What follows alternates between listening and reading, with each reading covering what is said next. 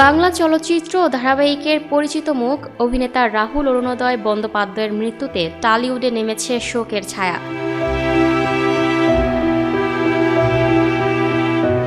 রোববার 29 মার্চ দীঘার কাছে উড়িষ্যার তালসারি সমুদ্র সৈকতে শুটিং চলাকালীন পানিতে নেমে দুর্ঘটনার শিকার হন। পরে তাকে উদ্ধার করে দীঘা মহকুমা হাসপাতালে নিয়ে যাওয়া হলে চিকিৎসকেরা মৃত বলে জানান। প্রাথমিকভাবে পাওয়া তথ্য অনুযায়ী 43 বছরের রাহুল ওই দিন ভোলে বাবা পার করেগা ধারাবাহিকের শুটিংয়ে ব্যস্ত ছিলেন। তালসারির জলে নামার পর আচমকায় তিনি তলিয়ে যান। ঘটনাস্থলে উপস্থিত স্থানীয়রা ও ইউনিটের সদস্যরা দ্রুত তাকে উদ্ধার করেন। তখন তিনি অচৈতন্য অবস্থায় ছিলেন বলেই খবর। এরপর দ্রুত হাসপাতালে নিয়ে যাওয়া হলেও শেষ রক্ষা হয়নি। তবে ঠিক কোন পরিস্থিতিতে এই দুর্ঘটনা ঘটল তা এখনও পুরোপুরি স্পষ্ট নয়। শুটিংয়ের প্রয়োজনে তিনি জলে নেমেছিলেন নাকি শুটিংয়ের ফাঁকে সমুদ্রে গিয়েছিলেন তা নিয়ে ধোঁয়াশা রয়েছে। এই কারণেই গোটা ঘটনাকে ঘিরে তৈরি হয়েছে একাধিক প্রশ্ন।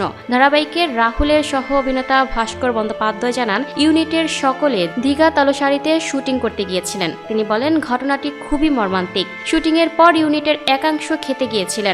সেই সময় রাহুল আরও কয়েকটি শট দেবেন বলে জানিয়েছিলেন। পরে আচমকাই তার জলে তলিয়ে যাওয়ার খবর আসে। ঘটনাটি ঠিক কিভাবে ঘটেছে তা এখন স্পষ্ট নয়। সহ অভিনেতার এই আকস্মিক প্রয়াণে স্তম্ভিত টালিপাড়া। যারা তার সঙ্গে কাজ করছিলেন তাদের অনেকেই প্রথমে খবরটি বিশ্বাস করতে পারেননি, কারণ কাজের জায়গায় রাহুল ছিলেন সম্পূর্ণ স্বাভাবিক, সক্রিয় এবং সুস্থ। কয়েক ঘন্টা আগেও যিনি শুটিং ফ্লোরে ব্যস্ত ছিলেন তার এমন পরিণতি কেউ কল্পনাও করতে পারেনি।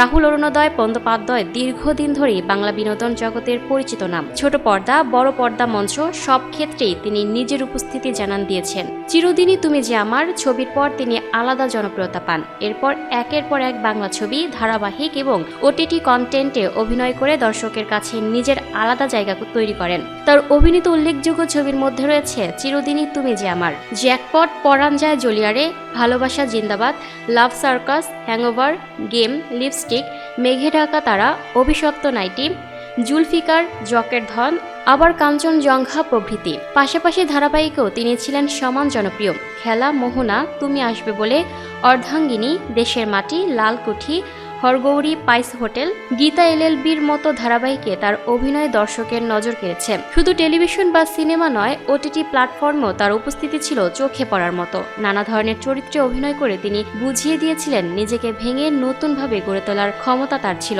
সেই কারণেই তার মৃত্যু শুধু সহকর্মীদের নয়, অসংখ্য দর্শকের কাছেও বড় ধাক্কা হয়ে এলো। মাত্র কিছুদিন আগেও তিনি নতুন কাজ নিয়ে ব্যস্ত ছিলেন। বাংলা ধারাবাহিকের পাশাপাশি আরও বেশ কিছু কাজের প্রস্তুতিও চলছিল। সেই জায়গা থেকেই তার এই আকস্মিক মৃত্যু বাংলা বিনোদন জগতের কাছে আরও বড় আঘাত। যে মানুষটি কিছু সময় আগেও ক্যামেরার সামনে দাঁড়িয়ে অভিনয় করছিলেন, তিনি আর ফিরবেন না, এই সত্যি মেনে নিতে পারছেন না তার অনুরাগীরাও। এখন সবচেয়ে বড় প্রশ্ন, ঠিক কি ঘটেছিল তালসারিতে? শুটিংয়ের প্রয়োজনে কি জলে নামা হয়েছিল, নাকি তা ছিল শুটিংয়ের বাইরের মুহূর্ত? নিরাপত্তা ব্যবস্থায় কোনো ঘাটতি ছিল কিনা তাও এখনো পরিষ্কার নয়। ফলে পুরো ঘটনার বিস্তারিত সামনে আসতে আরো কিছুটা সময় লাগতে পারে। তবে একটি বিষয় স্পষ্ট, রোববারের এই ঘটনা টালিপাড়ার কাছে এক গভীর শোকের দিন হয়ে রইল। Lucky Akter, up to date news, Dhaka.